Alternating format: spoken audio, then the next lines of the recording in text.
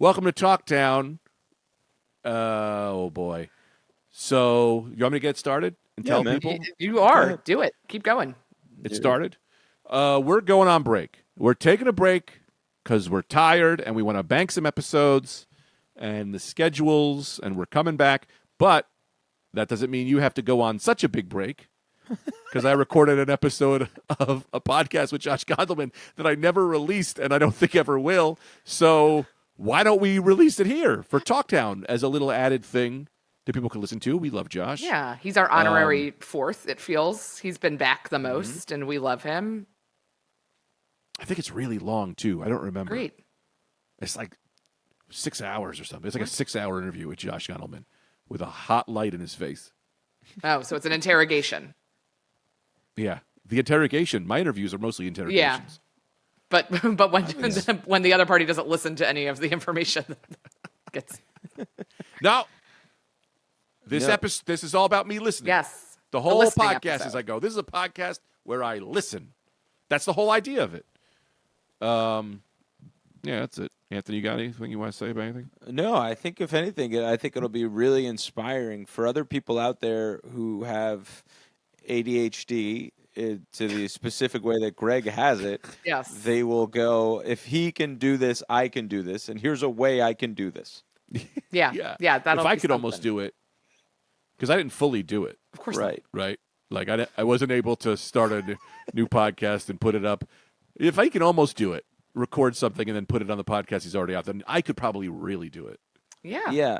But thank God you almost did it, because now we have this where we're able to go on break for a couple weeks or whatever it is. Yeah, and so you'll get this new episode that's going to start shortly. That's Greg and our buddy Josh chatting. But then, while we're kind of dark and figuring things out, there's so much Patreon to go back. I mean, we've been doing the Patreon for almost as long as the podcast. There's 2 episodes a month. They're half-hour Zoom ones that are fun. So go join the Patreon, patreon.com/welcome to Talktown. See what's going on there. Listen to old episodes. If you never listened to the beginning of this, I don't know everybody. If everybody listens from the beginning, this is a great time to go back and find those. I also put naked photos of myself on the Patreon, so that's yeah. for yourself. So if you like Yeah, that, so you we'll be guys have. shut That's very down real. any moment, probably. Also, Yeah. too, after the Josh episode, we recorded another like Zoom style episode that's akin to the Patreon. That'll be coming out the week after the Josh episode, I'm pretty sure. So that gives you a little bit of taste of what the Patreon is like for you to sign up for that. Nicole, you put an unhappy face in the chat. I don't know what that means. Oh, no. I think it was about Greg. Yeah.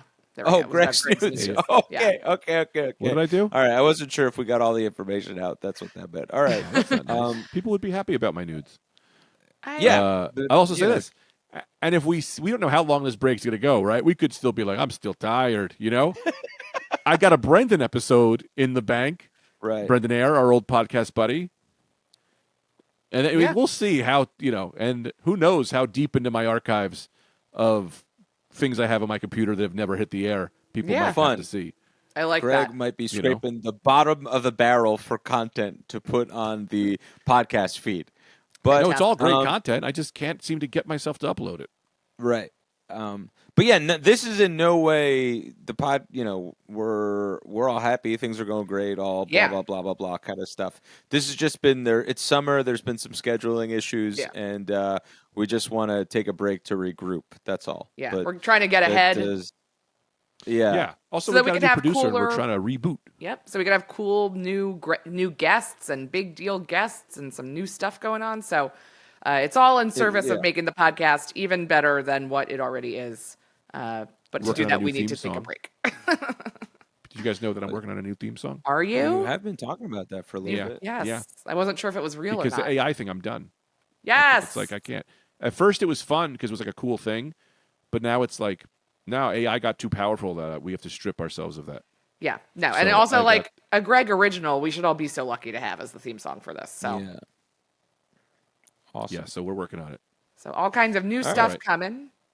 And in the meantime, enjoy. Sign up for the Patreon. Sign up for the Patreon. Catch up on everything there. go listen to backlog episodes and enjoy Greg talking to Josh. Also, treat yourself to someone else's OnlyFans. Treat yourself to our Patreon, but also treat yourself to some other porno for yourself. All right, That's enjoy, the real Josh. message. Sure. Come That's on it. your own time. Welcome to Talk Town, where the chat never stops.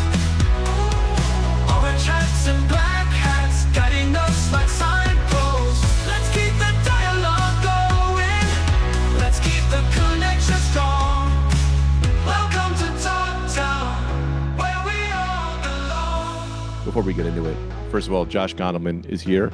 This is the first episode of this project I had where I will tell you, I was be honest, I was a little upset with my career. I was like, this isn't going the way I wanted it to.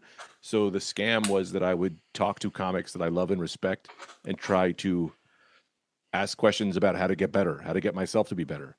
But it's a little bit different with you because you don't respect me. well, I mean, you're like a different kind of beast. You're someone who it's very easy to be very vulnerable with. So Oh, thank I you, can man. I kind really of ask appreciate that. you the deep stuff. And Let's since do I it. since I had the idea, I went through like this crazy depression and got on medicine and all this stuff. And so the dark voice was asking me. And so I got a bunch of questions for you. And I hope it's fun. I just put my kid to bed. So you kind of have to trick them. Like you pretend you're sleeping. So they fall asleep. But Do you're you kind of putting yourself to sleep. Where do you do that? Do you go on the floor next to them or in bed? They have my one son has just a giant mattress on the floor in our Okay. room. So I just lay on the floor on his Aw. mattress with him. And then you kind of go to sleep and then he goes to sleep and then you have to re-wake up so you can go downstairs and do work. And you're done. And I'm like, I'm done. It's so crazy that I keep thinking, but I was like, this is the only time I'll be able to do this project I really want to do. So Thank you for making the time in the evening. I've had kind of like a all over the place week, so this is perfect. what do you mean? What was all over the place? I have a bunch of little kind of fun part-timey projects that have like all kind of come together in a way that I hadn't expected the times to all converge. And Yeah. so I'm just like relearning, or I'm learning for the first time how to juggle all these specific things. And I think next week I'll feel a little more under control, but I was like, I know I got nothing on Wednesday night. Would love to talk to my friend Greg. Oh, that's cool. Well, that's cool, but it's exciting to have like new things. Yeah, totally. It's all really fun and good stuff and nothing like earth shaking, but it's like nice to be working a little bit, and it's like, and it's nothing, no thing is a pain. You know what I mean? It's just like how much of it all converged on like 4 days. Like I had a little piece of writing due this week, and then got hired to co-host this podcast that I had my first few recordings this week, and like didn't realize what the schedule with that was until Monday. And it was like a bunch of work on Monday, Tuesday. And it was all like really fun and everyone's so nice, but it just kind of, when something kind of slots itself in the middle of your day when you weren't expecting, you're like, oh, I got to do a little juggling. So it's all been really nice though. That's great stuff. Yeah. You Yeah. know? I feel good. It's like people don't talk about that, but in this business, it's all about like hope. Like, what is the next thing that you're hoping for? Yeah. And if you don't have hope, that's when it gets like hard. When you're like, I have nothing I'm working on that's exciting. I have nothing. The future seems bleak. And sometimes I think sorry, I interrupted. No. Sometimes it's like creative hope, right? Where you're like, ooh, I'm working out this new hour of jokes and I like love the feeling of just working on it. And then sometimes it's like business hope where you're like, man, I would really love to book this gig or like book this late night appearance or whatever, And I think like kind of toggling back and forth between those can be helpful, right? Because it's like if you only focus on the professional stuff, everything is in other people's hands. And if you only focus on the creative stuff, that's like, I think much more fulfilling, but it is, I think, unfortunately, unless you're one of like the 5 people in comedy who people just like see you on stage and they like run up to you with contracts to sign for like big exciting things. You have to be like a little on top of business stuff. Yeah, it's tricky too. Like I didn't know when I first started that this was a business job. Yeah. Like I thought it was like, oh, you're just gonna go in and then Same. someone will find me and do everything. And it's like, no, you're a restaurant and you have to remember that you have to put a sign out there and you need Yep. to tell people that you have sandwiches or no one's gonna know you sell sandwiches. But yeah, like joke logic, I see, comics say stuff and you go, yeah, you there's like 100 reasons why that doesn't Yeah, totally. work. And I'm not even like when it's not something that is like really making people feel bad or like perpetuating like real nasty stereotypes. Right. If it's just somebody being like, I don't know why bikes have two wheels or whatever. And it's like, I don't care. Who cares? Yeah. Like say whatever you want. That's fun. But I think when people like say these like really fucked up things, like they're these deep social truths, and you're like, yeah, I mean, it sounds true if you like ignore reality. Right. Oh, I mean, this is the one. And this is so tough because I feel like a lot of the stuff that Chappelle has done about trans people, it kind of breaks my heart. Like he had this joke about how black men are going to start wearing dresses so they don't get shot by cops. And obviously what he's talking about a real fucking awful situation where police violence against black men is brutal. And it's like such a horrible reality. But an additional horrible reality is that black trans women are the victims of so much violence. Right. Like that's not a group of people that is like safe from harm, state violence or not state violence. And that I remembered seeing that like in, whatever, 5 years ago in a special and being like, man, that joke must hit hard as hell to people who don't know what reality is like. Right. Well, I mean, that's the thing. Because Like, it's so cruel. with that joke, and I don't know the joke, right? Like, Yeah. to me, it's like, okay, the angle you have is that trans people aren't getting shot by cops, but that's the only people, right? So, like, there's more to that joke, man. There's more meat on that bone. Why don't you talk about, like, then also getting the fact that, like, okay, you can't go to the mall or into a bathroom because you might be in trouble, but Right. with the cops, Right. you'll be all right. You know what I mean? Like, which isn't even true necessarily. Oh, I don't just said think that's true. But like even not to contradict you. Like, I don't know. I just said anything. Which I don't think is the case. You know what I mean? So it's like it's right. I don't think he was considering the full humanity and the reality that a group of people faces. That's really like sad and scary. And so like not to like I don't want to seem like I'm like singling him out, but that joke really stuck because I think there are a lot of people that do really like dog shit jokes still about like queer people, trans people specifically.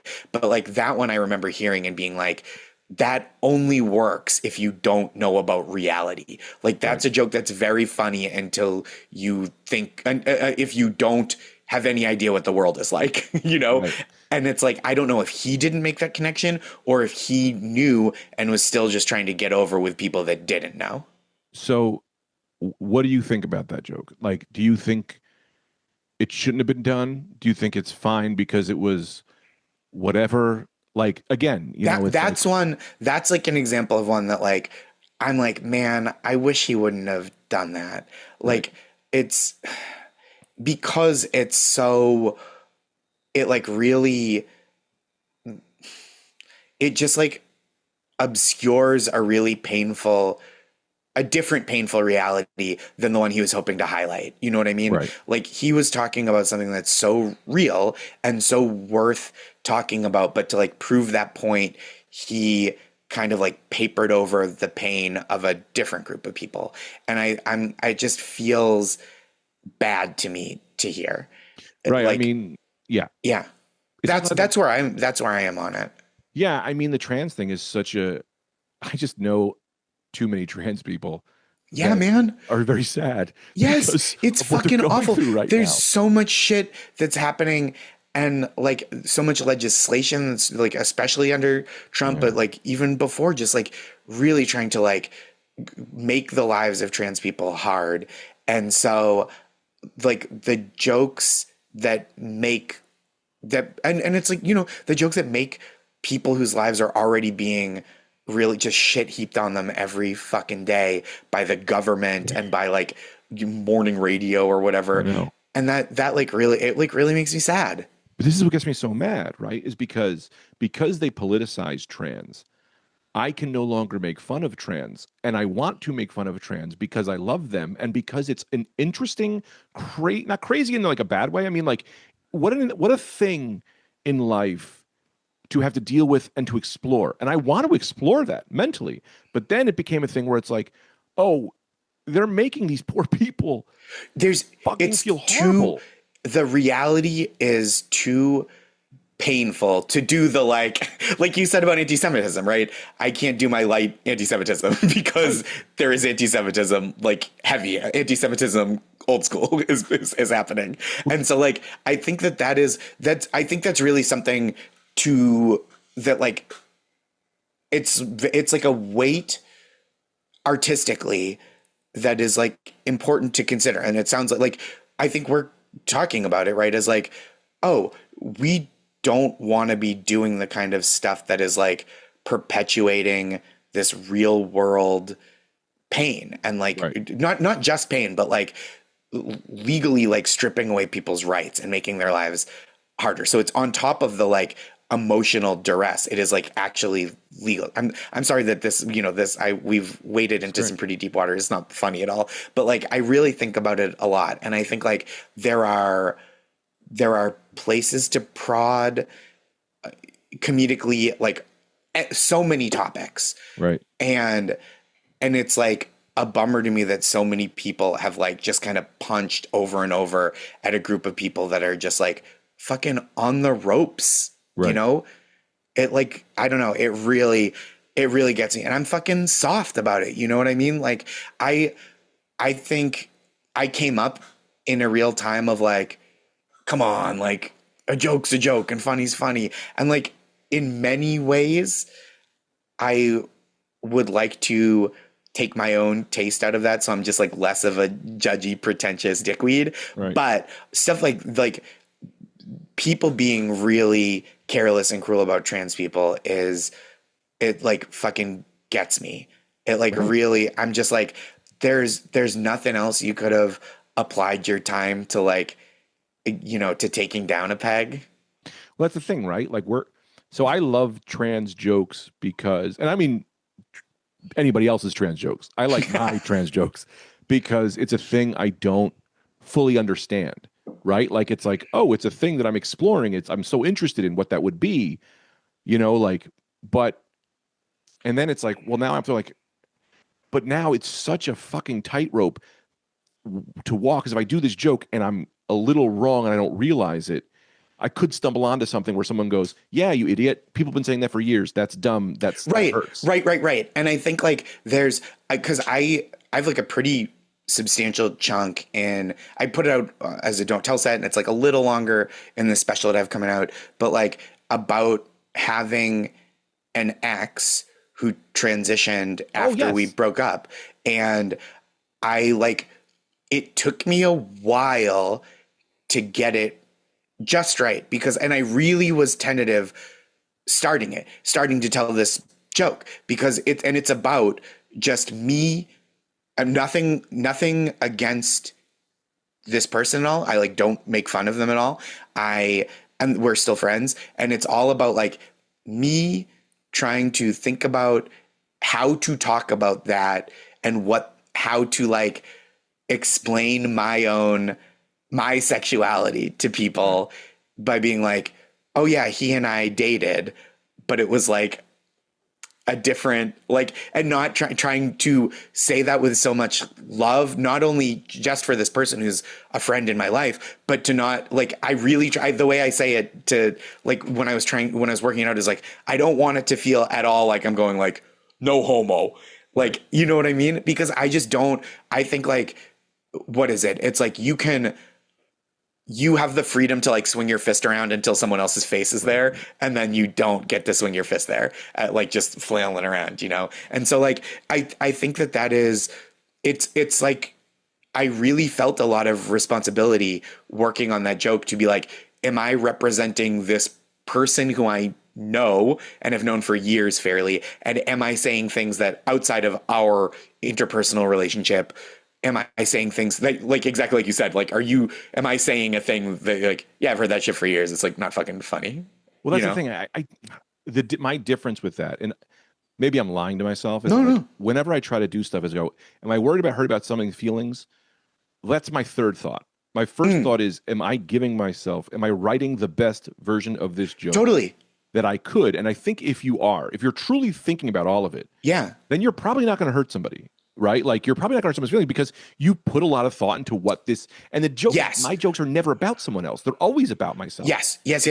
And I think what you said is the right thing of like, you put a lot of thought into it. You think like, what am I saying? How am I communicating it?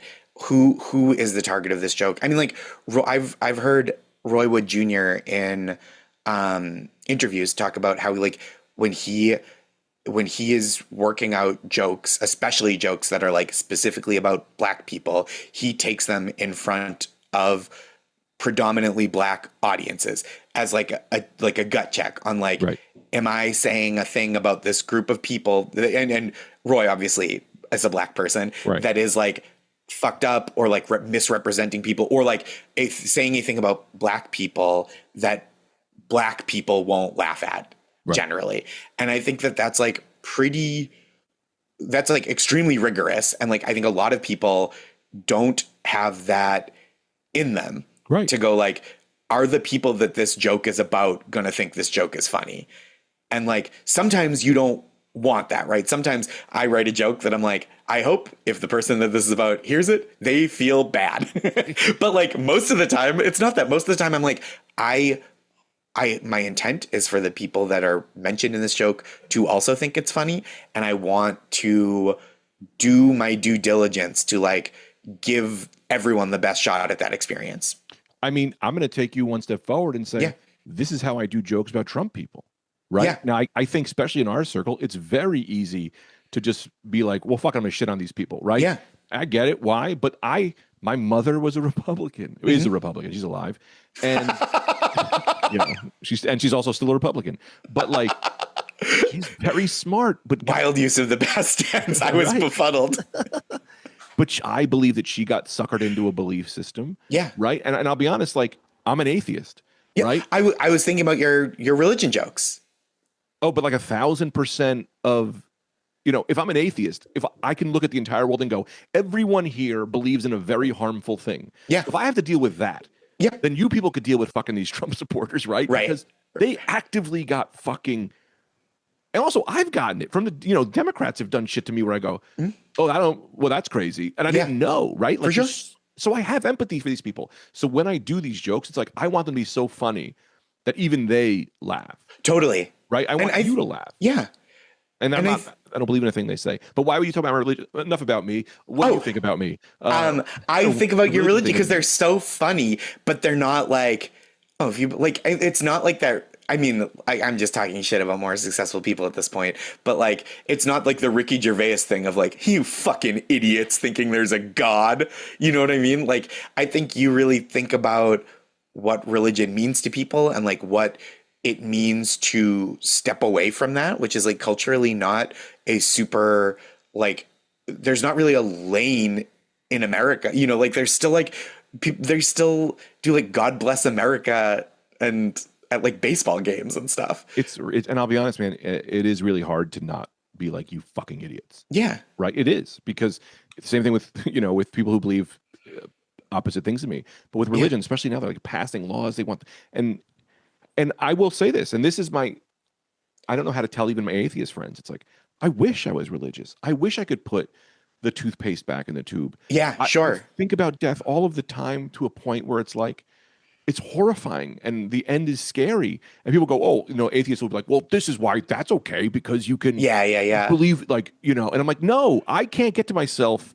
I can't meditate enough to get myself to be Right. okay with what reality that I believe is, and it's fucking horrifying. I would love to be like, oh, when you die, there's this beautiful thing. Like, Right.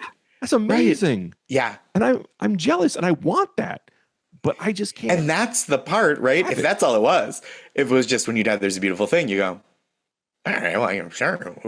No harm, no foul. Right. If that was the be all end all. How amazing would it be if when you die, you see all your friends?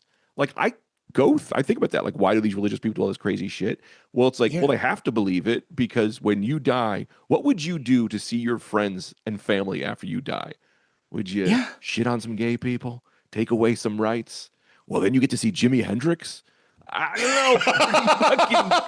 And you have to know, you have to go, it's not worth it. Those compromises aren't worth it to watch Jimi Hendrix and John Lennon jam together in heaven or hell. Who knows? If you look at gay as a sin, which I do not, clearly, I don't believe any of that stuff.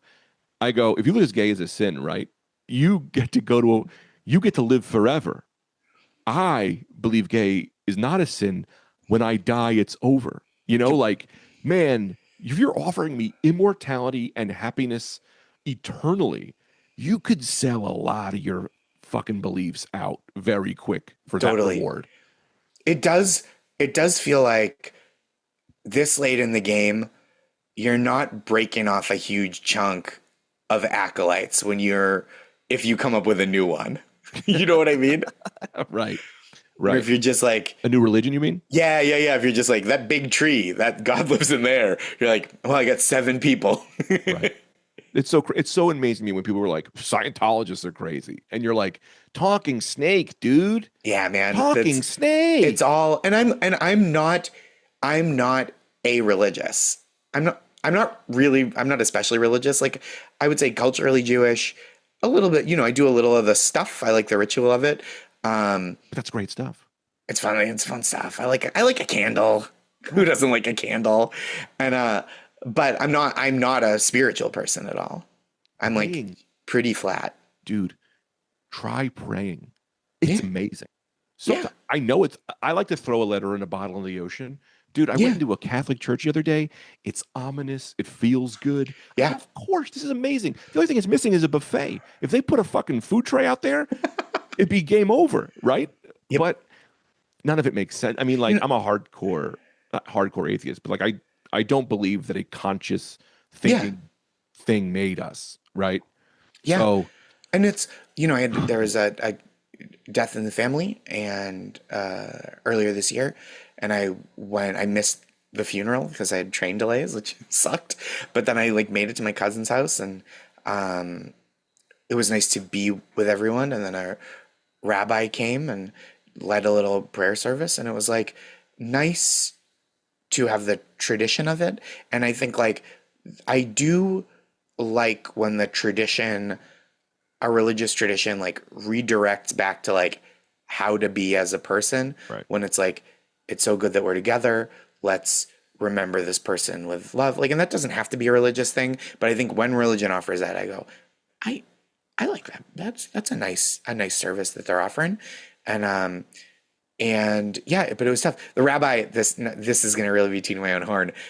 As the rabbi was leaving, because they come to the house and they do a little prayer service at 5 p.m. and they go, and it's and the rabbi came over to me after and said, "Big fan of your comedy." And he said, I was already going to be up in Boston to do a show that weekend at a big, not me, a bigger show than me as part of this other thing. And he was like, "I'm going to be at the thing on Saturday." And I was like, "Oh, that's nice." But it was so, even when that doesn't happen, it's nice to have a little ritual. I went to a Shiva today. Really? Yeah. And it was my first one I ever went to. I walk in, there's fucking roast beef. Oh, yeah. Beef sandwiches everywhere. Jews do death right. Dude, it's crazy. It was awesome. It is really beautiful. It's it's kind of it's like the Irish wake, but without as much drinking. Right. It's the stereotypical, you get together, you toast, you get a little drunk. Not that every Irish person does that, but that's cultural resonance. And that's like the Jewish thing of like, you get a bunch of people together, you visit at the family's house. And it's like it's a beautiful way to practice community. And it's like, because that's the value to me, is like community and care for each other. That's what I want an atheist church. I guess the closest thing is like maybe AA. If I got into AA, I could get in some meetings or something. Oh yeah. But like I would love every Sunday we go, we sing, we do some karaoke, you sing songs. Yeah. You have a sandwich. When we die, we all hang it. Like I wish the traditions are unbelievable. Yeah. You look at some of these things at like meditation and these other things, because these religions have been around so long, they've stolen all of the things. They've picked it all from all of the best cultures. Right. Catholicism is straight up being like, they stole Christmas. They still like, yeah, it's like praying is meditating. There's so much shit that you're like, oh, this is all. Right. And that's great. That's the power of it, right? Like, is that it taps into all these real things. And then the problem is like, once you amass all that influence and money, it's like, oh shoot, now something fucked up's going to happen. I know, because people, I don't know. It's really, okay. Let's switch topics for a second. Please. That's okay. Yeah, of course. Only because no reason. I think I was out of things to say. Yeah. So I have two things, and the last one I'll save for the end. Okay. Because I don't know if I'll keep it in. Okay. But it's always been a plan of mine. I want to kind of get into joke writing, if that's okay. Yeah. Now, I know it's kind of hacky how you attack it, but like, what gets you hard for a joke? Like, what do you have a thing you certainly go after? I try to notice a new feeling, or like sometimes a new experience happens and you go, well, that's a joke because that's something that happened.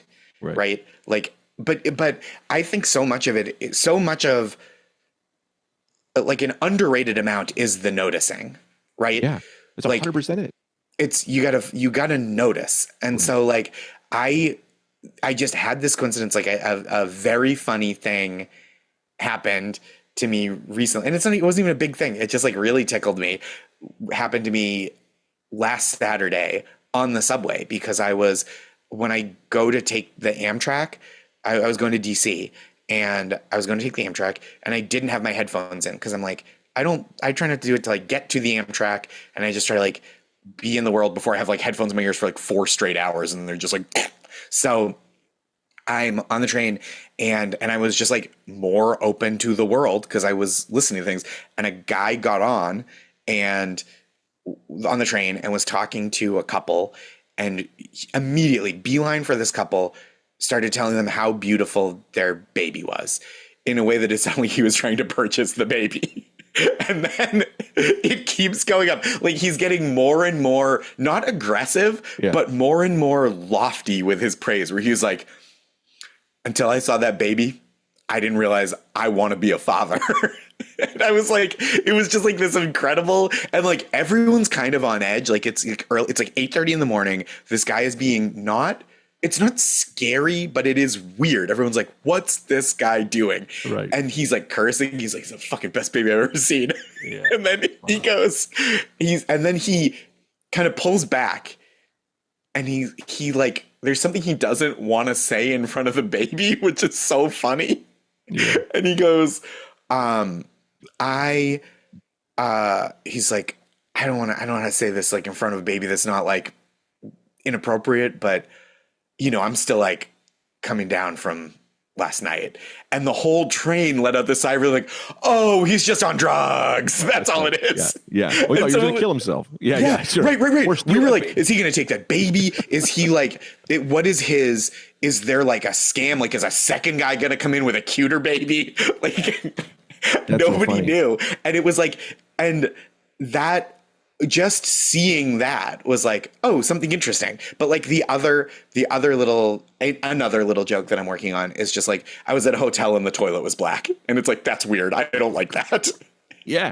And so like, it can be like a narrative thing, but I just like, I'm always trying to be better at like keeping those antenna up for like, oh, did you see a thing or hear a thing and like feel a way about it? That could be a joke. Right.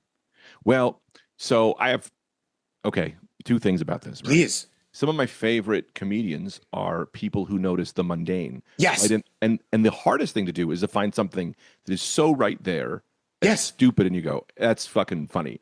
And so I had this thing today where my favorite rapper I talk about a lot is Aesop Rock. I don't know if you're Dude, his new album's unbelievable. okay. I'm so happy you heard it. Yeah, because it's I'm so gonna talk about it good. right now.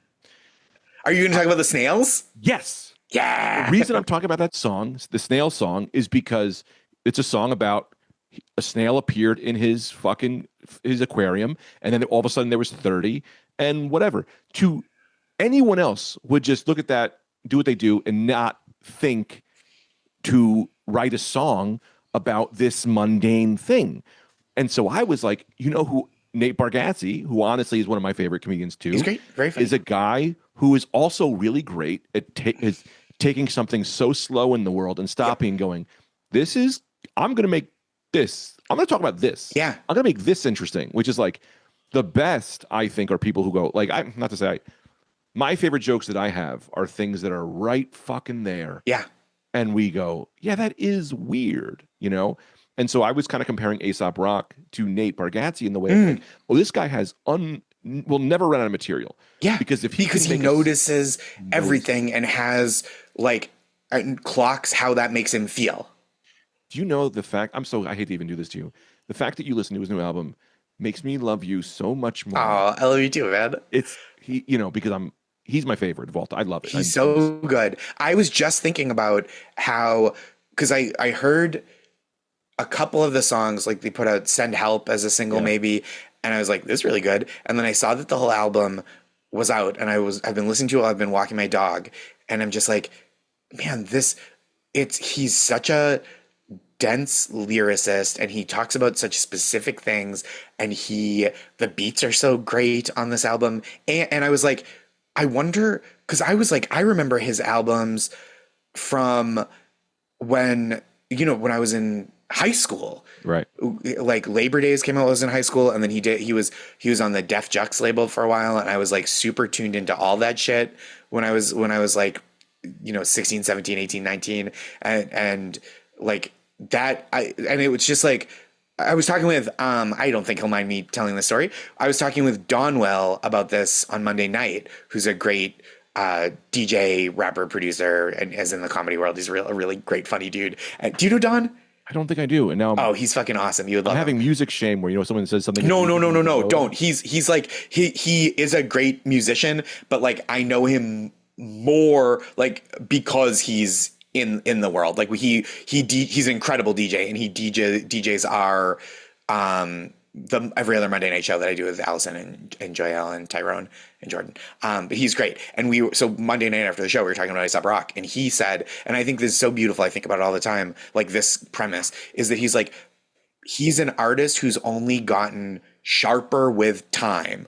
Like his skill set is just like immaculate and undeniable, but like doesn't get the same press maybe that he got in 2001, 2002, when he was kind of coming out of the gates and was also great, but a little less refined. And you go, it's a new hot thing. And you go, oh, but like, we should still be talking about this. He's still so good. He's so much better. Every album gets better. It's crazy. Yeah. I mean, like, I also feel bad because I'm like, well, he can't put something out that I won't like because it's a thing that I'm like, I love your voice. Yeah, you're just in the tank for it. He's the only person. So it's probably Aesop Rock and Conan are the two people where I'm like, oh, like I look at you as a different, like you're someone who I'm like, oh man, I would love to whatever. Yeah. Yeah. I mean, same thing like Bazooka Tooth when that album came out. I was like, this is so fucking crazy and whatever. Yeah. But even his last album, ITS, I was like, oh, I mean, just the story about Mr. T, and I'm like, yo, you're a love letter to Mr. T. Song about pigeons. Oh, the pigeons. Oh, Pajometry is so great. Can I tell you this? I hate to do it. I'm going to do it. So one of my favorite stories, and I'm going to tell it every time. I don't really care, and he'll probably hear this. But Blockhead, who did, Blockhead, he's done a lot of his best Aesop Rock's best songs. I messaged him one day, and I was like, "Hey, man, you want to do my podcast?" He was like, "Yeah, sure." And I was like, "Wait, what?" Like that rules. He did it twice, and I talk to him every now and again. I think we're friends now. That's nice. I've through sheer force of tenacity and being annoying, I've made a lot of my favorite artists into friends, and comedy and otherwise, and I Yeah. feel very grateful for that experience. Well, yeah, my goal, and that's kind of the end of this podcast. I'm not going to do that part now, but I'll tell you what the goal at the end of this. But I messaged Blockhead when my special was coming out, and I was like, "Hey, man, I don't know how this works, but like, if I wanted a beat for my special, Whoa, is it $1 million? Is it a 10,000? Like, I don't. How do I do that? I don't even know, whatever." He sent me a file with 25 tracks, and he goes, "Take what you want." That's so nice. And so my special starts with a fucking Blockhead beat. Is the craziest thing that's ever happened in my life. That's really cool. So my goal is at one point in my life to talk. I want to meet A$AP Rock. I got to talk to him because to me, whenever I'm down as a comedian, I go, he's an artist. Like I go, I want to be more of an artist. That's like a true artist. Yeah. You know? And so my goal is to meet him and to meet Conan. Because the goal when I started comedy was to get on Conan. Then Conan ended. And then I'm like, all right, well, it's whatever. I did Conan one time, and it was a great thrill. It was the first late night I ever did. And he was, I've told this story before, but I didn't for years because I was like, I don't know if this is his bit that he does with everybody that does the show, but which I don't think it is. He comes down to the green room, which is so nice. And he says, Josh, thank you so much for being here. Very glad you're here. It's delightful to have you on the show for the first time. He goes, I want to make sure you have this dressing room. This is the dressing room that when we have a whole band on the show, they all share this dressing room, and it's just for you. And I wanted you to have this space so that you would always remember that we tried to book a band and they weren't available. And then I go, well, can I eat the veggie plate? And he goes, no, that's for Flea. it's like the funniest thing I've ever heard. Funny.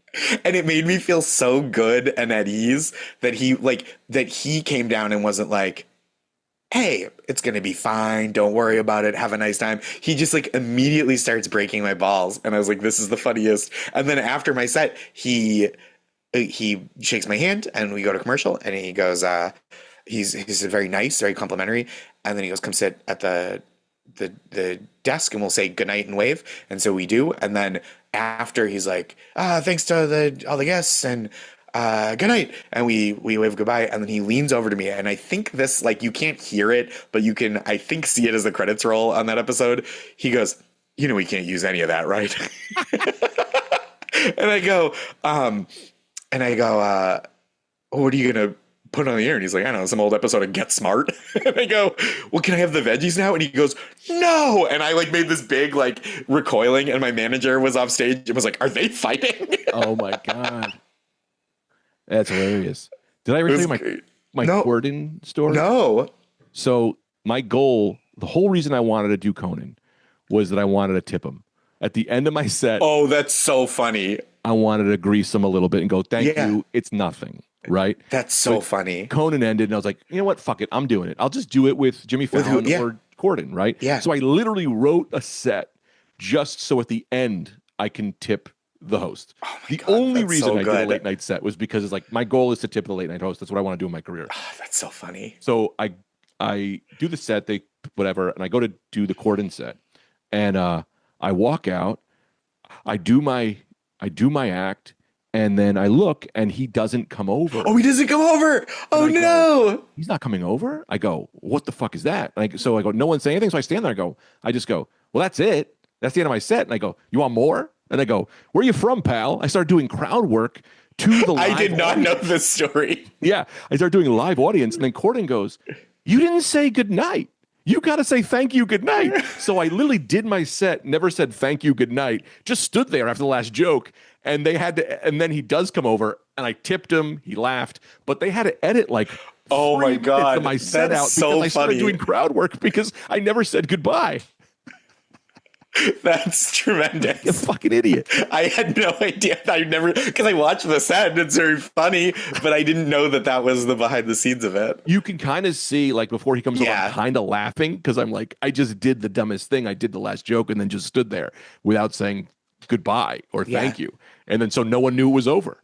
But yeah, so I had this idea for a ending segment of this podcast where I would ask the guest if they know someone who can get me closer to Conan O'Brien, because my goal is to get him on this show, but I don't want you to risk anything. It's got to be a friend close enough that can get me a little closer, right? So if you're like, oh, interesting. So it would be, kind of like you trade a paperclip and you get the end of the house, right? Yep. My goal is who's someone that you're comfortable enough that that I can reach out to that could even get me half a step closer. Okay. To Conan O'Brien, to getting him on this podcast, because I'm going to get him on this podcast. It's the first episode, and I created it yesterday. But that's the goal. Okay. And I don't know. You can think about that. I don't know. I will. Okay. So I'm like, I know people that are like close enough that it would be conspicuous if we did them. What about our friend Gary Gulman?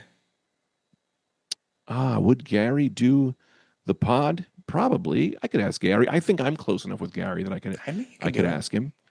I'll ask Gary. All right, I'm going to put Gary on the list, and then I got to get him to, because he's going to be like, well, I'm not introducing you to Conan, right? But he knows. I bet he knows somebody.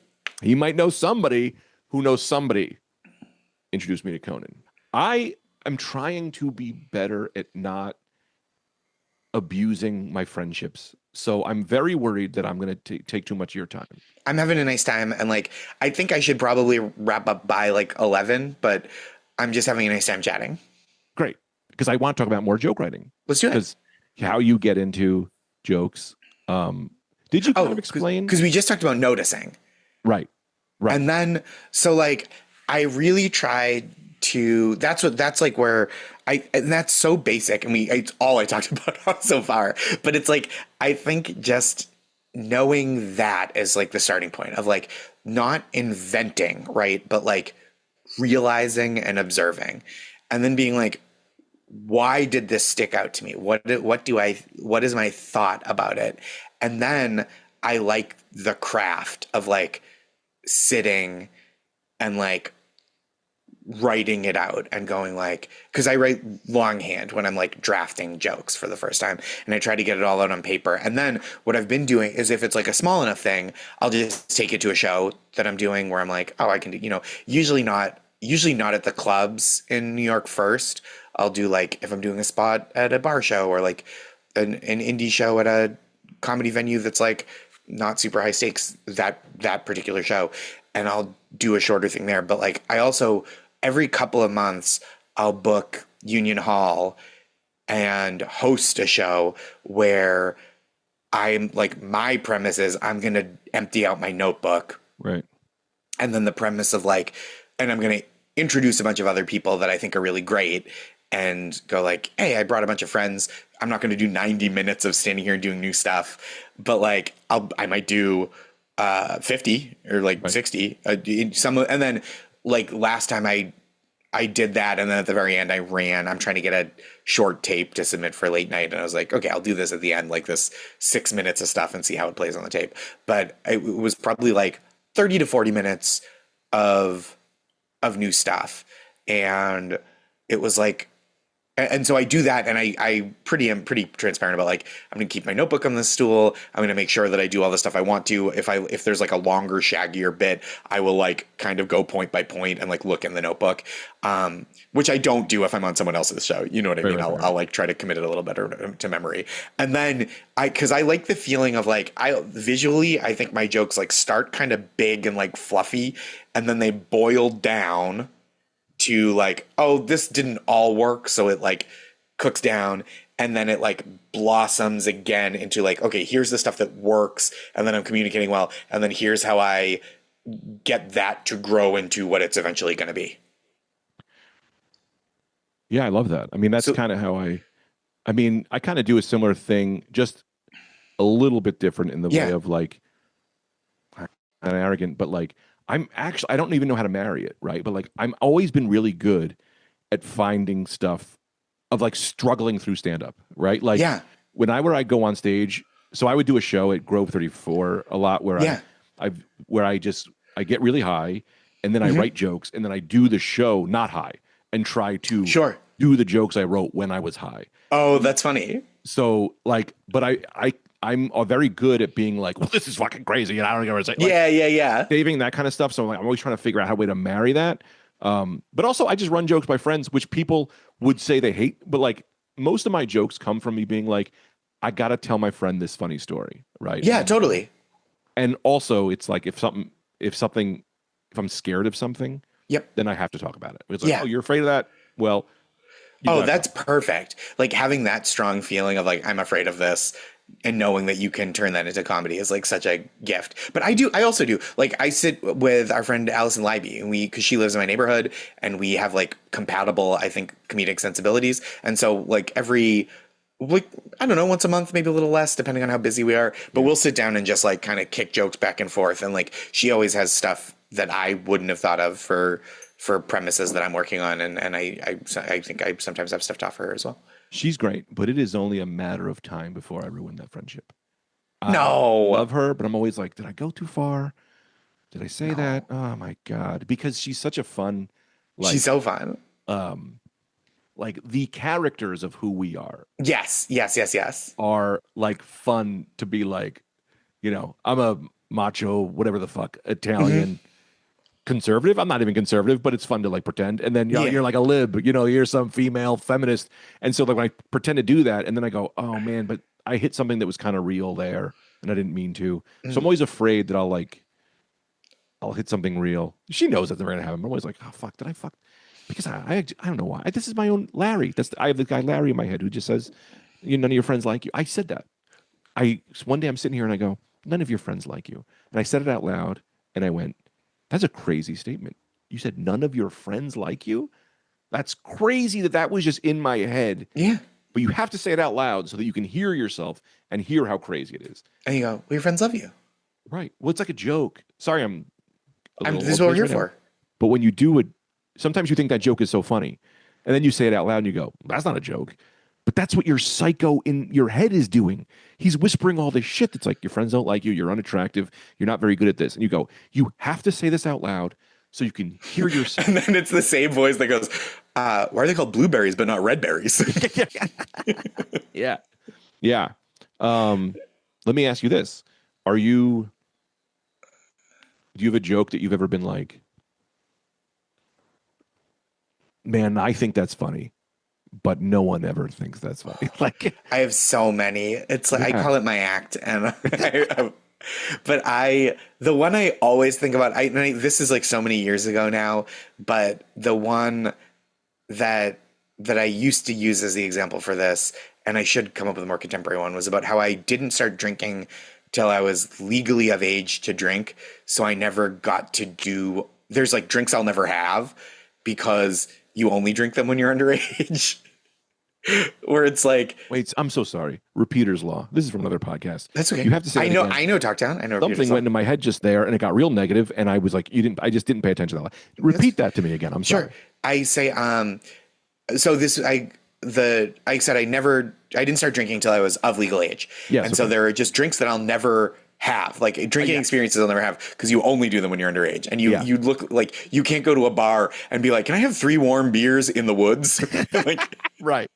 That's funny. Thank Doesn't you. work?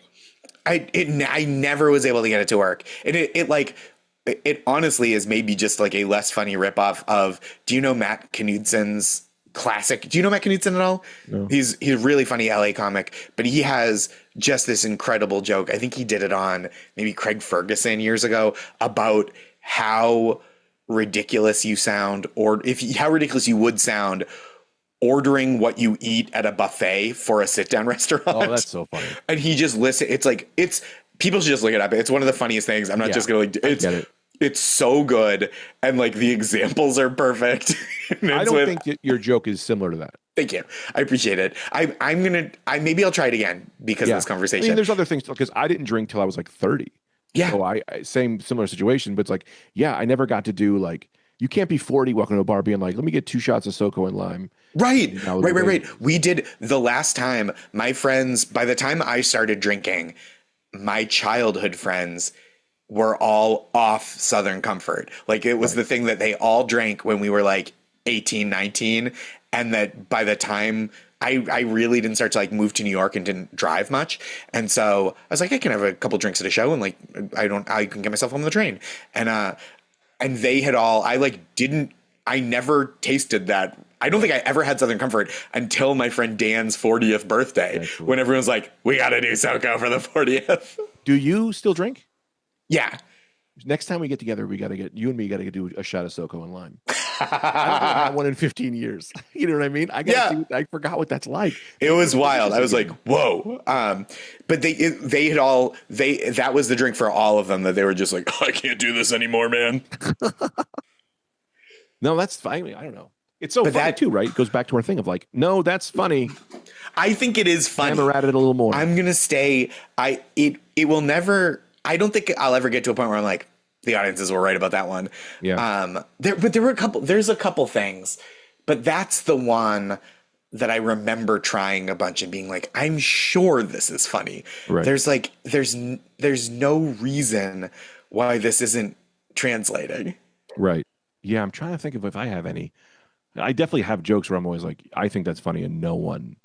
Yeah. Can I tell you a Jared Freed fucking story? Sure. This motherfucker. No. I probably love Jared more than anybody. So, I mean, I love Jared so much, right? Yeah. I probably should let people know that this motherfucker is a joke. We were doing open mics. This is back in the day. We were doing open mics, and I was doing a joke about stealing, about how like no one ever suspects me because I'm a white guy, older. I have a very what about me, and I'm like, and that's the best time to steal, right? And no one laughed. And Free just goes, "You're gonna do the stealing bit?" Made fun of me so hard for the stealing bit. 2 months later, or 3 months later, Gary Gulman puts out his special with that legendary stealing bit that was essentially the same premise. It was almost the same joke that I was kind of working on. And I was like, Freed, he shit on me so bad for the stealing bit. And then you're like, oh, one of the great geniuses of this art form had the parallel thought to do a very similar. Yeah. I saw to this day, he goes, Greg, you gonna do that stealing bit? And I'm like, you mean the one fucking Goldman hit a home run on? You gonna do that joke about the documentary about the state abbreviations? Yeah. Fucking Goldman. Yeah, man, that's. Do you think you're good at stand-up? Good question. I think I'm good. I think I could be better. I think I could work harder and be a little more diligent. And it's like, there is like a level that I don't think I can reach. Whoa, you're hitting a wall. You're hitting a thing now that's getting me scared, because I always, my whole life was like, you can be as great as anyone. But now I'm starting to be like, wait, can I not be that good? I think, but okay. So going back to the idea of like how you're going to call this medium talent, I think that there is a real beauty in like finding those boundaries of your skills and of your taste, and then like doing your best. Like I think there are like, okay, so let's take quality out of the equation, right? And let's say even if equally good, I don't think I could ever write like Julio Torres's HBO special that was about shapes. And I'm like, there's no way. I could have infinite time and I would never write those jokes. And so like, and then so even if I could write jokes as good, I would never write those jokes. So it kind of, so I don't have to feel as bad about certain things being like not accessible to my brain and being like, oh, people are wonderful in all these different ways. And like, and people's art is wonderful in all these different ways. And like, when I watch Gulman, I'm just like, oh, I'm like a B- that. Oh, see, it's so funny is I look at Gulman and I go, that's a guy I could never, like, the word choice. Oh, it's incredible. I mean, he knows this, that I feel this way. I'm sorry. I keep interrupting. No, like, you're not. It's fine. I just think his work is so brilliant. And like, he's done this great one-man show, Grandiloquent, that he's touring now. And he did the documentary special, The Great Depression. And those were so good. And then even when he's not adding any additional structure and it's like, just unadorned jokes, I'm still like, these are some of the best. Talk about joke logic. Do you know his bit about buying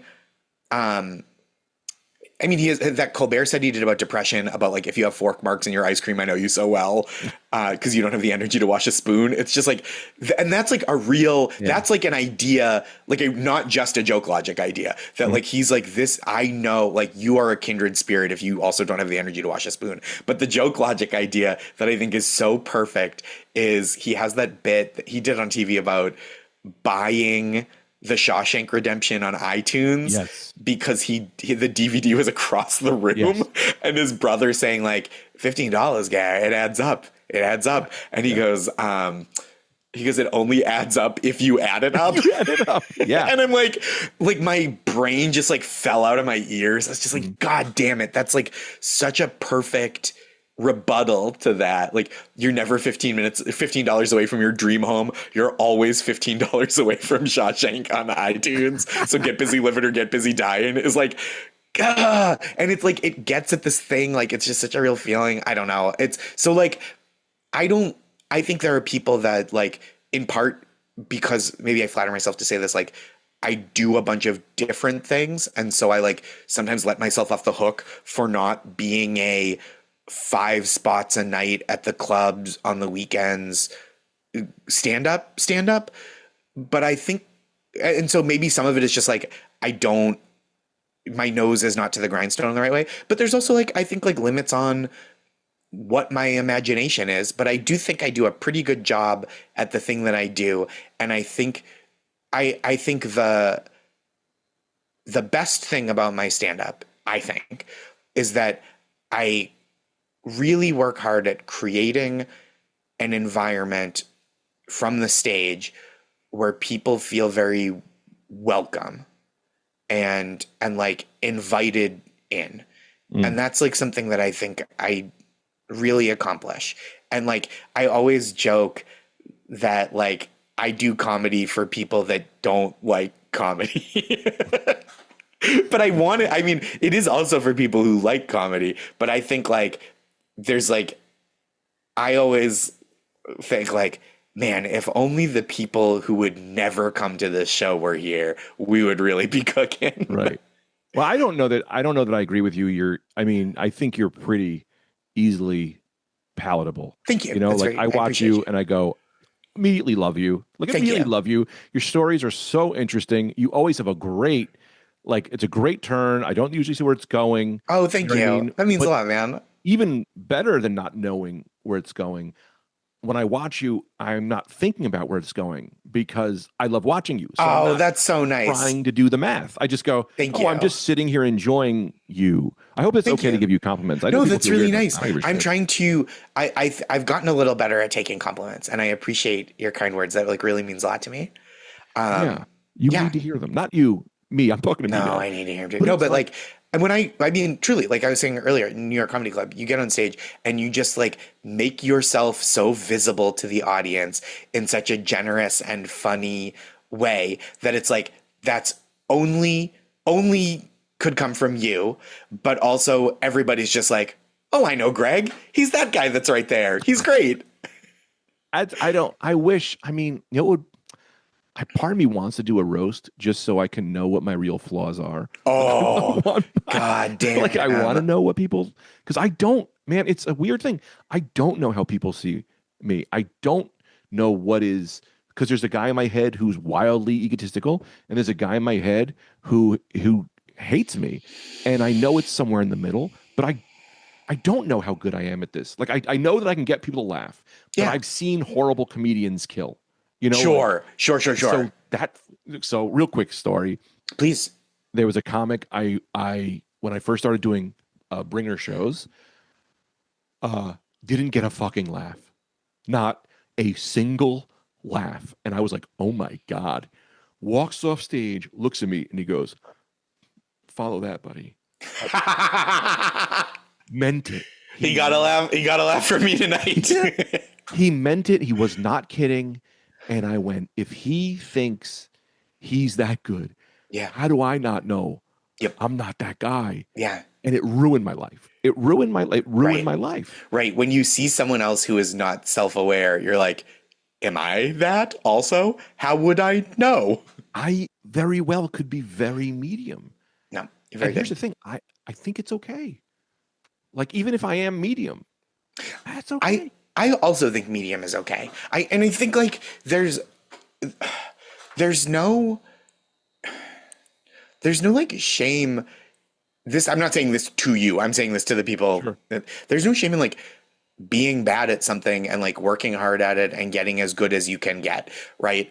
It's like I think there are people who love the creative process, love the camaraderie of a comedy scene, and are just like in it because they want to get as good as they can get. And maybe they're like, I'd love to be on the Tonight Show sometime, but like kind of know when they watch other people, they go, oh, the people who get there are kind of on a different level in terms of their execution. And I don't think there's like any shame in that. I think that's like a wonderful way to live, is to like pursue your artistic passion as far as brings you joy.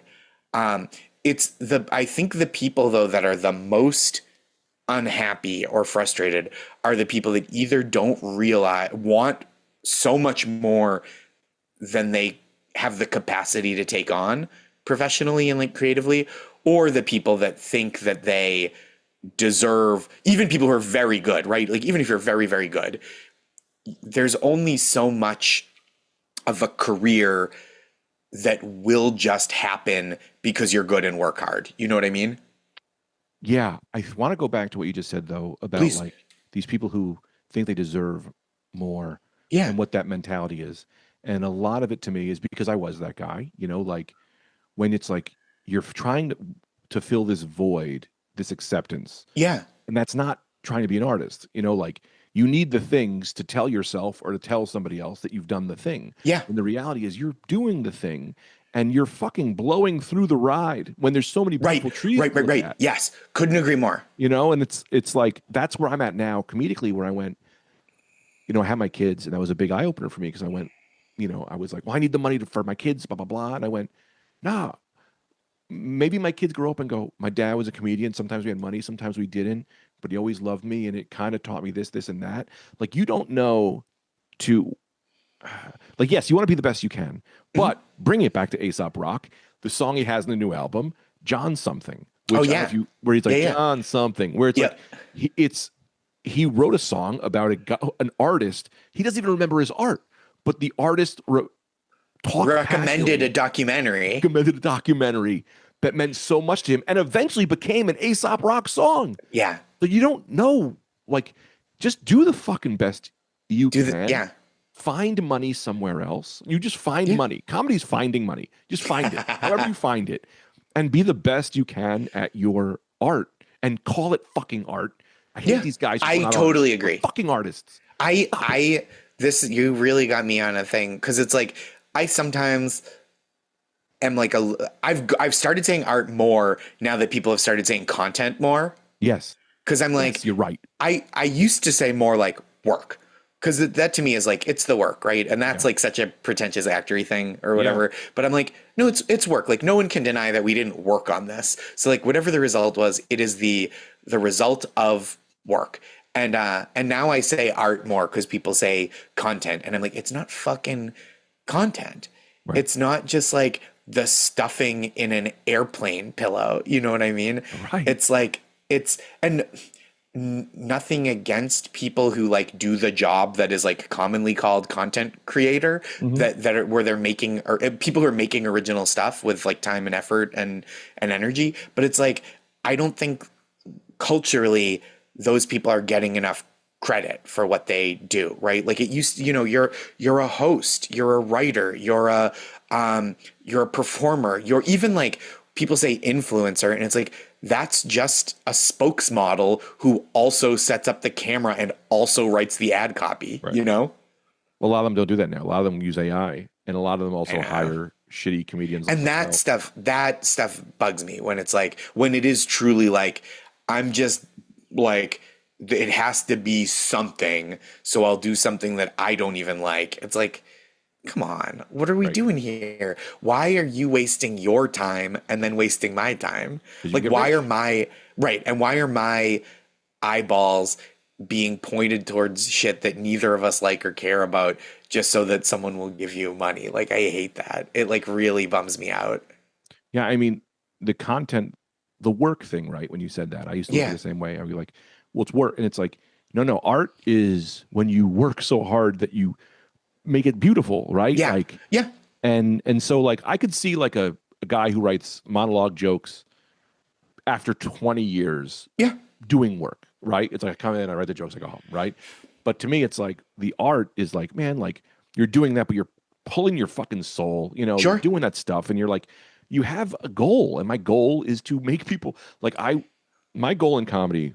I watched George Carlin. I grew up in a very Catholic house. I watched George Carlin talk about not believing in God, and I went, oh my God, like I'm not crazy.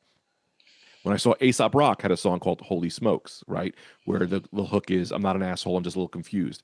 That's how I felt about religion. It's like, I'm not mad at you. I just don't, it's just not clicking. Yeah. And I went, I want to do that. I want Yeah. people to watch something and go, oh, like I'm not crazy. I'm okay. And it's like, yeah, my crazy thoughts that you've had, we all think crazy. Yeah. None of this shit is like, And there's more thoughts. The menu's bigger than maybe what you've been shown for thoughts and like menu ideas is and ways to look bigger. at things. the menu is bigger than what you've been. Yeah, I love that. The menu's fucking bigger. You're like, oh, My there's whole a thing now. special today. Yeah. Wait, what'd you say? I said, there's a special today. Oh, right. Yes. I thought you said I released a special today, and I was like, No, oh my no, no. God, I did didn't even not. know. No, but like, I kind of lost my train of thought. That's But- right. We were talking. Sorry, I interrupted you. You're talking about making people feel less alone and like their kind of questioning of big Oh, the institutions menu? is like even before we got to that. Yeah, You're saying something Aesop like Rock and Carlin and Yeah, no, I just like want people to I've always, you know me, so you know that like there's always this back bit I'm always talking about, whereas I don't really believe in sexuality, right? Like, and a lot of that for me came from working in an ER and like had to deal with a lot of penis, right? And then I realized that like this is just a piece of your body. And like even as a straight guy, like I make all these jokes. The reality is like I'm not really attracted to men, right? No matter how hard I try to make that happen. Like it doesn't really work for me. But that doesn't mean you can't jerk a guy off. Like like this is where I'm at with this. It's like you can like the revolt right. revulsion Oh, that's such an people interesting. Like, have. right. You don't have to like someone else's sexuality, even when it's like pressed right up against you. Like if you can still say yes or no, right? Like yeah, sure. Like you're not like, oh, I've compromised my morals because I Right. jerked a guy off. Yes. Even It's if you're just- like, this doesn't do a lot for me, but like, hey, fucking vaya con Dios, bro. It's the exact same thing as my wife's mother eats like this crazy Thai food that is like way too like it's like, oh, I can't like that's I see the animal's head in a weird way that it makes me feel like it's not the flavor Different. isn't there. The flavor Yeah. palette isn't there for me. Sure. But I tried it and I go, okay, not for me. It didn't now make me not a man. You know what I mean? That's really funny. That's the thing that gets me about sexuality is someone's worried about not being a man. Like if I jerked a guy off, it's just being like, yeah, okay, it just didn't do anything. That's not right. Hey, It's just yes. I'm glad he enjoyed it. Right. favor. Yeah. And it's maybe you're into it, maybe you're not, and that's totally fine. And it doesn't mean you're more or less of a person for having or not having done something.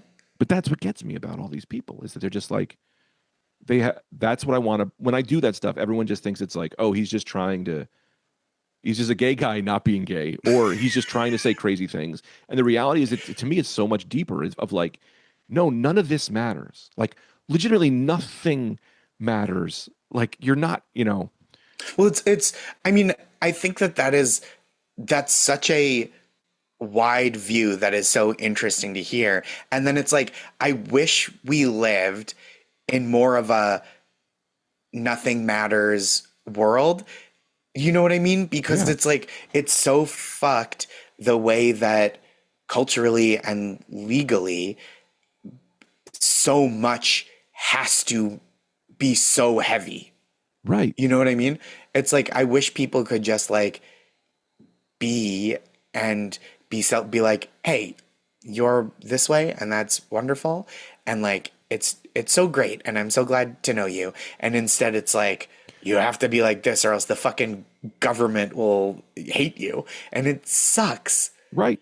Not even just as sexuality, even like with the religion thing, right? Sure. Like as an atheist, it's like, I can't like church. And it's like, no, I don't believe, but like, I want to believe, even though it's never going to happen because it doesn't sync up. And there are things in a church that I respect and I like and can still make you feel good. But like, there's this, and also I had a story about this. I had a lesbian friend who found a guy attractive. And she was afraid. We were talking about this, and she was like, "I'm afraid to tell my friends because I'm a lesbian, and they'll shit on me. They'll be mad at me if I have sex with a guy." And I was like, "You're in the same problem. You know, you're in the same." And I was straight edge, and I was so afraid to drink because then my people would. You lose your community. Yeah. All of that comes back. All of this sexuality comes back to being straight edge in the way of like, just because you do a thing, even if you like it or you don't like it, it's like. Get these walls out of here. Get them fucking out of here. Wait, where did straight edge come from? Like for you, where did that come from? So my dad was an alcoholic. And so I was afraid about, and I grew up around a lot of like junkies and heroin addicts where I grew up. So I saw what drugs and alcohol did to people. And I was like, I'm not fucking with that. And then because I didn't do it, my brother who was in the hardcore scene was like, yeah, you're straight edge. And I was like, what is, and he's like, it means you don't do drugs. You don't have, no drinking, no drugs, no promiscuous sex. And I was like, well, I'm not doing drugs, I'm not drinking, and no one's fucking me. So I get that. And then I hung out with straight edge kids for a while, and I found out that they really weren't doing it for the same reason, right? They were just doing it because it gave them a reason to fight other people. And I was like, that's not why I'm here. So then I was like, I'm not going to have this title anymore because what if I choose to drink just for fun, And I did, and I didn't become an alcoholic. I didn't become a fucking drug addict. So it was like, but I would never take that away, right? Like, right, of course. Doing that allowed me to grow in a way when my friends were drunk, and you went through it because you drank when you were 21. Your friends were drunk. You had to form a personality that alcohol didn't easily give you. And that's what, if I tell my kids, I'm going to be like, my kids get older, I'm going to be like, don't drink because it's better to wait. Like, you'll form a personality easier if you work at it and don't drink. Drinking is just an easy way to be fun without, I think you get what I'm saying. I don't know why I can't totally end this loop. I'm in a loop, but you get it. That's great. I do get it. Yeah. That's so interesting. Because I remember, I think I knew that about you, that you were straight edge, but I didn't know like the origins of it. Yeah. Because I knew a bunch of straight edge hardcore kids when I was in school too, and like hung out, and it's like, it's interesting where scenes intersect and don't intersect. But I was at fucking hardcore shows at like Elks Lodges and shit that my friends would play, and like, oh God, this is a whole other conversation. What bands were you into? It's 11 o'clock, and you said you want to go leave at 11. I know, I should go in a minute, but it wasn't even so like it's all so specific because it was like real New England, like North Shore, Boston stuff that like my friend Dan is in a band called In the Meantime. That's great. And he used to be in a band called The Munchies. And so I would see them play out all the time and like love his band. Some of the other bands were like more heavier than my taste went, but I would go to support. So we would see like, there's a band that's now I think called Smoke Before Fire, and they used to be called Jericho. There's a band called A Wilhelm Scream that used to be called Smack and Isaiah. Boxing Water, that was my favorite one of those hardcore bands, was Boxing Water. And so there's all this, and every once in a while I'll like meet like a friend, like a friend of mine that I met who lives in LA. I found out she was from where I'm from. And I forget how this came up because it's such a niche topic, because it's like bands that, they'd play shows for like 150 people in like an art center or whatever. And I was like, oh, we were probably at shows together in like, whatever, 2002. Yeah.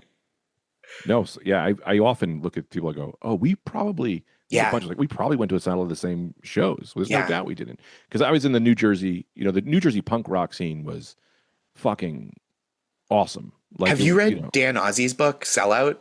Yes, absolutely. It's fucking awesome. It's so good. we came up with all those bands. Right? Yeah. My brother was in a hardcore band. He still is. And Cool. I stole his bass player, or now he's in my band, my Night Cream. Oh, I'm so excited about Night Cream. People are going to minds are going to melt when we put out this album. I'm so excited about That's it. awesome. What's your brother's band called? The Banner. They were a hardcore band in New Jersey, but like My Chemical Romance opened up for them. Yeah, like, yeah. all these fucking things. And that's another thing that scares me too, is that like my brother never broke through to super financial success, even though his band is unbelievable. And so then part of me was always like, and as a rollerblader, right? I was a very, very into skating, and I got like a minor sponsorship, but never Wow. got to break through Yeah. to like that master level. And so there's that worry as a comic where I'm like, am I destined to the middle forever? And whatever it is. So You're very good. People Thanks, like bud. the things you do, and I'm like excited to continue to enjoy your art. what do you got? Do your plugs. But actually, before you do your plugs, let me say, man, this was such a great conversation. This is had a really great nice. time. I'm glad. I mean, mostly when you were like, "Hey, do you want to do this?" I was like, "Would love to talk to Greg." Yeah. I mean, I feel the same. I was like, that's too. It's like part of me was, I wanted to do this and talk to comics about whatever. And then I saw a text from you and I went, oh, Josh is the perfect person to do the Oh, first one thank with. you. Because That's you're really just, nice. because you're insightful, you're a good thinker, and you are vulnerable. And that's Thank you. exactly what I wanted to do with this, was be more, when I got on, you know me on podcasts. It's, Yeah. Wheeling and dealing. no fatties or whatever stupid shit I'm saying that I hate myself for. I'm like, I love Talktown so much. I like listen to it every week. It's so funny to me. Like the three of you, and then it's like the guests are like always other friends. So it's like, great.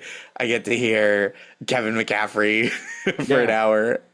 We're recording tomorrow. I know I love it too. And the fact that you love it makes me go, hey, maybe we should keep doing this. It's great. It's so funny. It's really a good thing. My plugs. Gosh. Yes, your plugs, please. I have a new stand-up special that comes out June 27th. It's going to be on YouTube on the record label that I put out my albums with, Blonde Medicine. It's going to be on their YouTube channel. I'm really psyched about it. The whole team that worked on it is really great. My friend Chris Warner, who I worked with at Last Week Tonight with John Oliver, he was a director there. Now he's at SNL, and like we waited to the summer last year when his SNL season was done, and he just like put so much thought into it. It like looks really cool. I think the scenic designer and the DP were great. Mark Newell and Russell. Gosh, I like have a different Russell's name in my head. I just wrote it yesterday. It's on my Instagram. I feel like such an asshole. You can't be held to these. But Russ standards is for great. all this stuff. It's and hold on, give me 1 second to see if I can bring it up. Russell Swanson. Great. Perfect. Russ Swanson, who's great. And it's just like was really, really special to get to make it with Blonde Medicine. Dom and Jess there is great. And so I'm like really excited for it to be out. It's like been a long time in the works. And then I have a newsletter called That's Marvelous, joshgondelman.substack.com that comes out every Monday. It's free. And then one more plug, sorry, Frankenstein's Baby. I co-host. It's first and third Mondays of the month. And I'm there usually once a month. I've been hanging out the other time with Alison Leiby and Nicole Johnson and Tyrone Thornhill. And it's and Donwell. It's really a fun time. It's become a really nice thing at Union Hall in Brooklyn. That's awesome. I mean, I think people who listen to me will automatically listen to your shit. But if you don't know Josh, man, listen, you're so funny. Everything is so funny. Oh, and thanks, man. It means a lot to me that you take the time. So thank you This so much was for such a doing joy. this. Yeah, man. Great to talk with you. Yeah, this is the first one. I think I might call it medium talent unless I think of something better. But who knows? Who knows? This is I for love this is off stage stuff. I don't know why I'm telling you this. No, that's all right. I'm going to say goodbye. I'm going to hit stop recording, and then I'm going to thank you again after Great. that. Goodbye, everybody. Talk to Bye, you. Greg. Also, yeah, talk to you guys later. Welcome